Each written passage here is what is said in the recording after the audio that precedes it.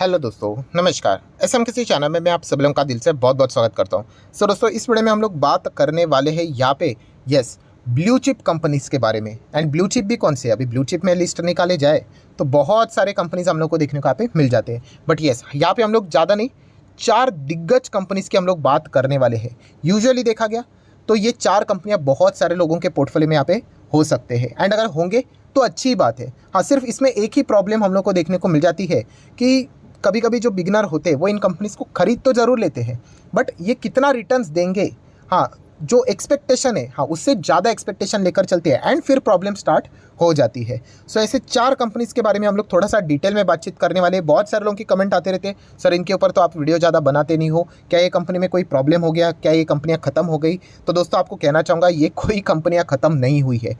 ये सभी के सभी कंपनियाँ, चारों की चारों कंपनियाँ अपने सेक्टर के फेस है, लीडर्स है ये लीडर्स, ठीक है। हाँ, बट ये कंपनियां बड़ी है। अभी प्रॉब्लम क्या हो जाता है कि ये बड़ी कंपनियां होती है। ब्लू चिप कंपनी में क्या होता है दोस्तों कि अगर आप इनमें जाओगे ना, तो जैसे मैंने कहा कि आपका एक्सपेक्टेशन होना चाहिए बस 5 साल में डबल करके।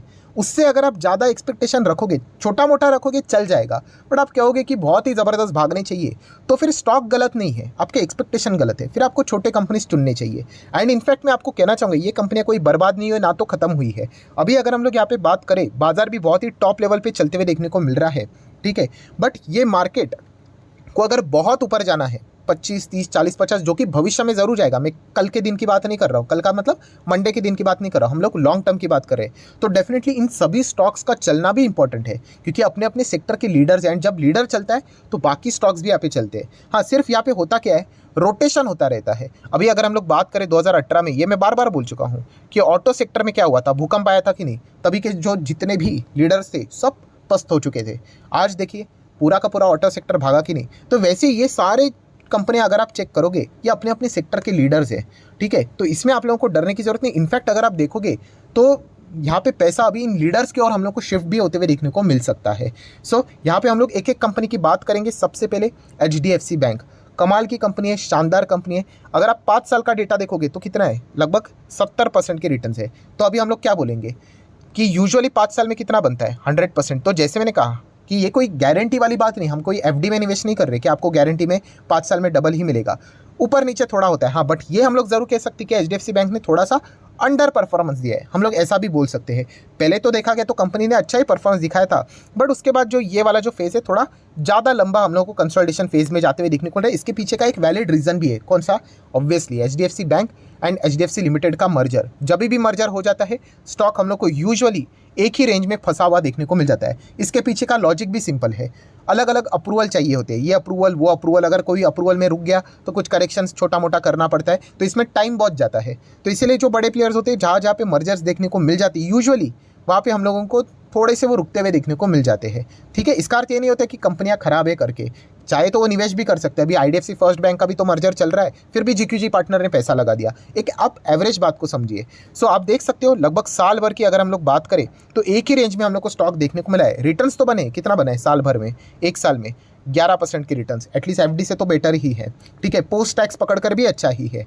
हाँ, बट हम लोग अगर बात करें तो HDFC बैंक में अगर किसी ने निवेश किया होगा तो क्या इसने लॉस में निकालना चाहिए? लॉस मतलब ये बोरिंग टाइप के स्टॉक होते हैं दोस्तों। यहाँ पे जैसे मैंने कहा ना कि आपका जो विजन होता है, विजन क्या होता है कि भाई 5 साल में डबल करके दे दे। चलो 5 में नहीं हुआ, 6 में हो गया तो भी चलेगा, 7 में हो तो भी चलेगा। ऐसा क्यों? क्योंकि दोस्तों इसके पीछे का रीज़न है, क्योंकि अगर आप FD में पैसा रखते हो तो आपका डबल होने के लिए कम से कम 10 साल लगता है। ये बेसिक बहुत सारे लोगों में मिसिंग होते हैं, जो मैंने बीच में आपको रूल ऑफ 72 का भी वीडियो बनाकर आपको सिखाया था कि ये चीज़ें स्कूल कॉलेज में सिखा देनी चाहिए। कि रूल ऑफ 72 मतलब आपको बताता है कि आपका पैसा डबल कब होगा, कौन सा इंटरेस्ट आपको यहाँ पे मिल रहा है, रेट ऑफ रिटर्न के हिसाब से अगर हम लोग बात करें, ठीक है। तो HDFC बैंक अगर देखा गया तो ये 6-7 साल में भी अगर पैसा 8 साल में भी डबल करके दे तो भी अच्छा है, ठीक है। मतलब मैं नॉर्मल FD के कंपैरिजन के हिसाब से बात कर रहा हूँ। अगर आप माइक्रो कैप स्मॉल कैप के हिसाब से कंपैरिजन करोगे तो ये कंपैरिजन कोई सेंस की बात ही नहीं बनती है, ठीक है। तो HDFC बैंक अगर आपके पास कोई चिंता की जरूरत नहीं, बहुत बड़ी बैंक है, कमाल की बैंक है। एंड अच्छी बात ये भी है कि FTSE की बात करें, सेंसेक्स की बात करें, तो इनमें रीबैलेंसिंग अभी हम लोग को होते हुए देखने को मिलेगा, शायद से मंडे को ही होने वाला है, ठीक है। तो इस चीज़ के चलते कुछ इन्फ्लोज आएंगे इनमें, तो थोड़ा थोड़ा करके ऊपर भी यहाँ पे जा सकता है। बाकी अगर बात करें तो ये देखिए कि कंपनी का मार्केट कैप कितना हो गया, देखिए 12.5 लाख करोड़ का, जस्ट बिकॉज ऑफ मर्जर के हिसाब से। तो जब कंपनी बहुत बड़ी बन जाती है तो उसका जो चलना रहता है वो थोड़ा सा हम लोग को रुक रुक के चलते हुए देखने को यहाँ पे मिल जाता है। तो बैंक कोई ख़राब नहीं है, आपका ओवर एक्सपेक्टेशन वाली जो चीज़ है वो थोड़ी सी गड़बड़ यहाँ पे कर सकते हैं। अगर आप ये कहते हो कि सर नहीं, इतना टाइम नहीं है हमारे पास कि 5 साल में डबल नहीं चाहिए, हमें फटाफट चाहिए, तो फटाफट चाहिए तो फिर आपको रिस्की बैंक्स उठाने पड़ेंगे, छोटे बैंक्स उठाने पड़ेंगे, स्मॉल बैंक्स उठाने पड़ेंगे, फिर वहाँ पे गिरावट भी वैसी ही रहेगी। ठीक है, तो ये भी पॉइंट आपको यहाँ पे समझना है। फिर वहाँ पे अगर हम लोग बात करें जैसे कि HDFC बैंक कोविड में भी गिरा था, क्रैश हुआ था, बट क्या ये खत्म हुआ? नहीं हुआ। आगे भी अगर कोविड जैसी सिचुएशन हुई तो भी HDFC बैंक कोई खत्म नहीं होगी। इसकी बात मतलब बोलते हैं ना, ये पक्का, इसकी जो गारंटी वाली बात होती है ना, मार्केट को भी पता है कि डूबेगा नहीं। ठीक है, बट जो छोटे बैंक्स में आप जा रहे हो, फिर वहाँ पे मतलब कुछ भी 19-20 हो गया तो फिर आपको संभलना पड़ेगा फिर। हाँ, यही तो चीज़ें होती है। ऐसा नहीं हो सकता है कि आपको सेफ्टी के साथ साथ बहुत ज़्यादा रिटर्न्स भी बने। ठीक है, तो आपको ये चीज़ें बैलेंस करके चलनी पड़ती है। बाकी की बात करें, HDFC बैंक एकदम कमाल की बैंक देखने को मिल जाती है। देन अगर हम लोग बात करेंगे TCS, यस, TCS भी देखा गया कमाल का स्टॉक है। कमाल का मतलब क्या? 5 साल में डबल करके यहाँ पे दे देगा। एवरेज रिटर्न के हिसाब से अच्छा परफॉर्मेंस रहता है। अभी कितना है? 5 साल में 70 के आसपास देखने को मिल रहा है। तो आप कह सकते हैं कि थोड़ा सा एवरेज के नीचे ही अभी चलते हुए देखने को मिल रहा है। अभी वो भी देखा जाता है कि 5 साल के हिसाब से आप कौन सा बॉटम पकड़ कर यहाँ पे बात कर रहे हो।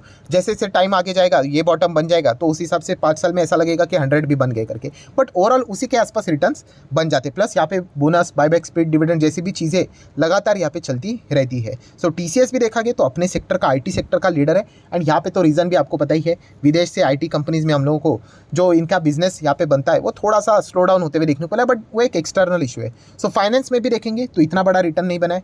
IT में भी देखेंगे तो यहाँ पे ओके परफॉर्मेंस यहाँ पे चला है। कंपनी के रिजर्व्स की बात करें, ठीक है, कंपनी की बैलेंस शीट की बात करें, long term, short term boring सब कुछ जीरो नज़र आ जाता है। कैश एंड कैश इक्विवेलेंट भी बहुत ही तगड़ा नज़र आ जाता है। तो ये तो TCS के बारे में हम लोग को ऑलरेडी यहाँ पे अच्छी तरीके से पता ही है। सो कंपनी बहुत शानदार है। ये भी देखेंगे तो 13 लाख करोड़ का मार्केट कैप वाली कंपनी है। ठीक है, तो TCS का अभी हाल ही में मैंने वीडियो भी बनाया था, TCS नहीं, टाटा ग्रुप का, कि 25 लाख करोड़ का मार्केट कैप वाली टाटा ग्रुप कंपनी हम लोग को देखने को मिल जाती है। उसमें 50% तो TCS ही कंट्रीब्यूट करता है। सो अगेन आप देख सकते हो ये अपने सेक्टर का क्या है, लीडर है। ठीक है, तो इसका अर्थ ये नहीं कि ये खराब है करके। अभी ये ब्लू चिप कंपनी है ना, जैसे मैंने कहा ब्लू चिप का काम ही ये होता है कि 5 साल में आपको डबल करके दे। ठीक है, ऊपर नीचे ये चीज़ें यहाँ पे चलती रहती। कभी कभी एक्सट्रीम तेज़ी भी आ जाएगी, जैसे कि हम लोगों ने बीच में यहाँ पे देख भी लिया था। ये देखिए, जैसे सडनली तेज़ी यहाँ पे आ जाती है, फिर कंसल्टेशन फेज में भी यहाँ पे चला जाता है। तो ये चीज़ हम लोग को यहाँ पे समझनी है। मैं बस इतना ही कहना चाहूँगा, इन कंपनीज़ को अगर आप लॉस में बेचने का विचार कर रहे हो तो मतलब क्या ही बोले। मतलब आप शेयर मार्केट में अगर HDFC बैंक, TCS या फिर अगर हम लोग बात करें बजाज फाइनेंस, इन कंपनीज़ को अगर आप लॉस में बेचने की बात करेंगे तो फिर मतलब मार्केट में लंबी पारी खेलने के चांसेस उस प्लेयर के कम है, ऐसा मुझे पर्सनली लगता है, क्योंकि one of the safest stock है। अगर आप यहाँ पे भी बात करें बजाज फाइनेंस 5 साल में, अरे बाप रे, इसने तो मतलब धुआंधारी परफॉर्मेंस दिया है। कितना? 200% की रिटर्न्स। अब ये कुछ ज़्यादा ही रिटर्न्स है, नो डाउट। इसका भी यूजुअली परफॉर्मेंस क्या होता है कि भाई 5 साल में डबल करके दे। तो कभी कभी ऐसा भी हो जाता है। इसलिए मैंने शुरुआत में कहा ये कोई गारंटी नहीं होती है कि आपको 100% ही बने। कभी कभी 60-70 भी बनते हैं, कभी कभी 200 भी बनता है। तो आपका पोर्टफोलियो वेल डाइवर्सिफाइड रहेगा ना, तो आपका एवरेज रिटर्न ब्लू चिप में वैसा बन ही जाता है। कितना? हाँ, डबल के आसपास बन ही जाता है। हाँ, अगर आप सिंगल स्टॉक्स पिक करोगे तो ऐसा भी हो जाएगा कि मैं आपको ऐसी ब्लू चिप दिखा दूँ जिसने 5 साल में तो 20% भी रिटर्न्स नहीं दिए, और ऐसी भी दिखा दूंगा जिसने 200-300% के भी रिटर्न्स दिए हैं। बट डाइवर्सिफिकेशन के हिसाब से बात करें तो चीज़ें बैलेंस होते हुए देखने को मिल जाती है, क्योंकि कोई सेक्टर चलता है, कोई सेक्टर थोड़ा सा रुकता है, तो ये रोटेशन चलता रहता है। ठीक है, इसीलिए ये सारी चीज़ें हम लोग को ऐसे देखने को मिल जाती है। तो हम लोगों को सडनली क्या लगता है, अरे ये कंपनी अच्छी है, ये अभी के पहले 2 देखे वो बेकार थे, 70 ही तो दिया है। तो ऐसा नहीं, उनका भी टाइम आएगा। ये टाइम चलता रहता है दोस्तों। फिर बजाज फाइनेंस का भी ऐसा टाइम आएगा कि चलेगा नहीं करके। वैसे तो देखा गया तो पिछले कई टाइम से थोड़ा सा एक ही रेंज में देखने को मिल रहा है। ठीक है, ये जो तेज़ी थी ये यहाँ से यहाँ देखने को मिली थी, एंड इसमें तो 60% कोविड का क्रैश भी था। ठीक है, तो ये अंडरस्टैंडिंग होना बहुत ज़्यादा इंपॉर्टेंट है। ये कोई खराब कंपनियाँ नहीं, ये अपने अपने सेक्टर के लीडर्स है। बजाज फाइनेंस की भी बात करें, 4-4.5 लाख करोड़ का मार्केट कैप देखने को मिल रहा है। एंड अगर हम लोग यहाँ पे बात करें तो आप देख सकते हैं, देखिए बजाज फाइनेंस अपने ही सेक्टर में NBFC में नंबर 1 पोजीशन पे वर्क करते हुए देखने को यहाँ पे मिल रहा है। सो बहुत ही कमाल की कंपनी, शानदार कंपनी। एंड आखिरी कंपनी है दोस्तों डीमार्ट। ठीक है, तो डीमार्ट की भी अगर हम लोग बात करें, ये भी एक ब्लू चिप कंपनी है। 2.5 लाख करोड़ का मार्केट कैप है। रिटेल सेगमेंट की अगर हम लोग बात करें, ठीक है, इसकी भी बैलेंस शीट आप देख सकते हैं, 15,000 करोड़ की रिजर्व है। Long term boring, short term boring zero ही नजर आ जाते हैं। एंड 2.5 लाख करोड़ के मार्केट कैप के साथ साथ अगर आप सेक्टर देखोगे रिटेलिंग में, लिस्टेड एंटिटी में, तो नंबर 1 पे ही देखने को यहाँ पे मिल जाता है। हाँ, थोड़ा सा प्रीमियम पे ही यहाँ पे चलता है। सो ओवरऑल अगर हम लोग बात करें तो एक तरफा तेजी, देखिए ये सारी चीज़ें चलती है। फिर कैसे होता है कि हाँ, भागते हुए ट्रेन पकड़ने के लिए जाते हैं। देखिए ट्रेन पकड़ना मतलब क्या है, ऐसा नहीं अगर आपने खरीदा भी होगा यहाँ पे तो भी कोई गलत बात नहीं है, बट आपको बिजनेस का सेंस होना चाहिए। अगर रैंडमली खरीदोगे तो फ्रस्ट्रेट होकर क्या कर दोगे, अल्टीमेटली लॉस में निकाल दोगे। तो ये कंपनियाँ कोई खराब कंपनी नहीं, कमाल की कंपनियाँ, शानदार कंपनियाँ, धाकड़ कंपनियाँ हैं, बट ये ब्लू चिप कंपनियाँ हैं। तो ब्लू चिप का एवरेज परफॉर्मेंस क्या होता है भाई, मैं आपको 5 साल में डबल करके दे दूंगा। ठीक है, कभी थोड़ा ऊपर नीचे हो सकता है, अभी इसका क्या है 5 साल का सिनेरियो, तो थोड़ा सा चेक कर लेते हैं, रिफ्रेश कर लेता हूँ। देखिए 152% की रिटर्न है, एंड वो भी नेट रिटर्न्स की मैं बात कर रहा हूँ, वरना अगर देखा गया तो पीक पकड़ोगे तो आपको तो यहाँ पे भी 200% के रिटर्न्स नजर आएंगे, बट आप देख सकते हैं यहाँ पे भी हमने गिरावट नजर यहाँ पे आ रही है। तो एडजस्ट करके उतनी चीज़ें यहाँ पे मैनेज हो जाती है।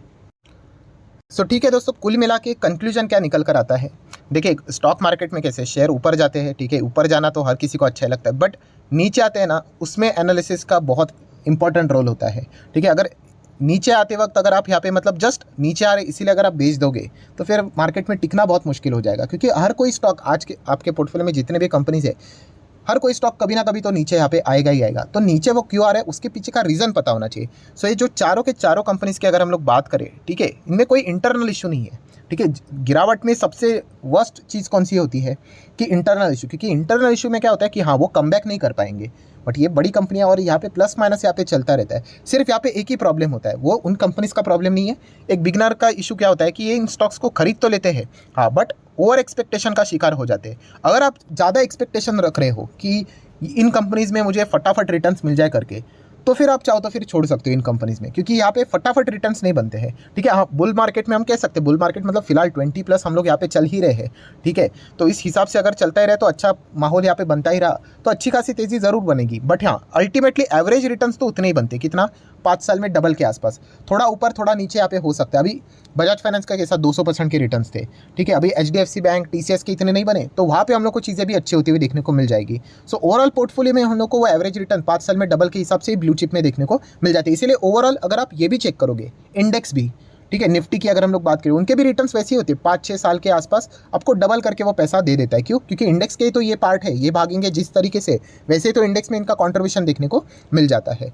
सो कोई इनकी कहानी भी नहीं खत्म यहाँ पे नहीं हुई है। इनफैक्ट इनमें हमेशा हम लोगों को ऐसा ही परफॉर्मेंस देखने को मिल जाता है कि बोरिंग टाइप एक यहाँ पे आ जाएगा, ऐसा लगेगा कि कहानी खत्म, एंड उसके बाद हम लोग को वापस यहाँ पे अच्छी तेजी आती हुई देखने को मिल जाती है। सो यहाँ पे पेशेंस होना इंपॉर्टेंट है, अवेयरनेस होना इंपॉर्टेंट है कि 5-5 साल यहाँ पे रुकना पड़ सकता है। ठीक है, उस हिसाब से आपने यहाँ पे विचार करना चाहिए। सो आशा करता हूँ दोस्तों वीडियो हेल्पफुल लगा होगा, तो चाहो तो इसको लाइक एंड शेयर कर सकते हो। डीमैट अकाउंट अगर आपने अभी तक ओपन नहीं किया तो लिंक नीचे डिस्क्रिप्शन में 25 वीडियो की लिस्ट भी आपको बिल्कुल फ्री ऑफ कॉस्ट मिल जाएगी। आपका नाम, कौन सा अकाउंट आपने लिंक के थ्रू ओपन किया है, प्रॉपर्ली कमेंट में मेंशन कर देना, तो हफ्ते भर के अंदर अंदर सारे लेक्चर्स मेरे साइड से फ्री ऑफ कॉस्ट प्रोवाइड कर दिए जाएंगे, ताकि आप शेयर बाजार को आसान भाषा से सीख सको। So that's it, thank you very much दोस्तों, we will be meeting our next video, तब तक के लिए बाय बाय।